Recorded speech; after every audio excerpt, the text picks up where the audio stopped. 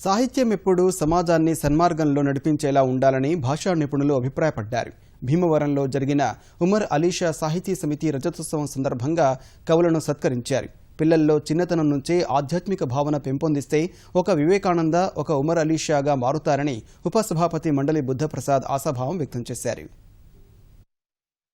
పశ్చిమ గోదావరి జిల్లా భీమవరంలోని త్యాగరాజు భవన్లో డాక్టర్ ఉమర్ అలీషా సాహితీ సమితి రజతోత్సవ వేడుకలు ఘనంగా జరిగాయి. కార్యక్రమానికి ఉపసభాపతి మండలి బుద్ధప్రసాద్, సినీ నటుడు, రచయిత తనికెలభరణి, నవమి పీఠాధిపతి ఉమర్ అలీషా సహా భాషా నిపుణులు హాజరయ్యారు. సంస్కృతి సంప్రదాయాలను చిన్నతనం నుంచే పిల్లలకు నేర్పించి వారిని సన్మార్గంలో నడిపించే బాధ్యత తల్లిదండ్రులదేనని బుద్ధప్రసాద్ అన్నారు. రజతోత్సవ సంచికను ఉపసభాపతి ఆవిష్కరించారు.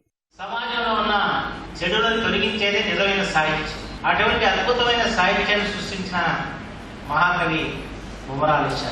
వారి మాతృభాష ఉర్దూ, కానీ తెలుగులో అఖండ ప్రతిభావంతుడైన కవిగా మహాకవులందరి చేత కొనియాడబడ్డారు ఉమర్ అలీషా.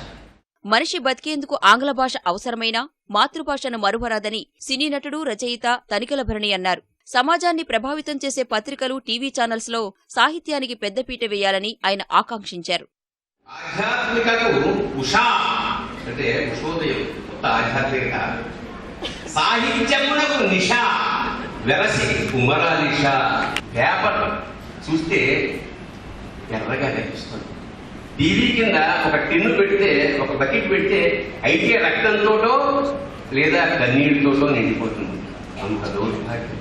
విశాల భరితమైన ఇలాంటి సమయంలో చల్లటి గాలిలాగా ఇలాంటి ఆధ్యాత్మిక పీఠాల నుంచి వెలువడే ఈ సందేశాలు ఏవైతే మళ్లీ మనని పునర్జీవితం చేస్తాయి. ఈ రజతోత్సవ వేడుకల వేళ ఈటీవీ చీఫ్ ఇంజనీర్ ఎస్ఎల్కే ప్రసాదరావుకు విశిష్ట ఆధ్యాత్మిక సేవాభినందన సత్కారం చేశారు.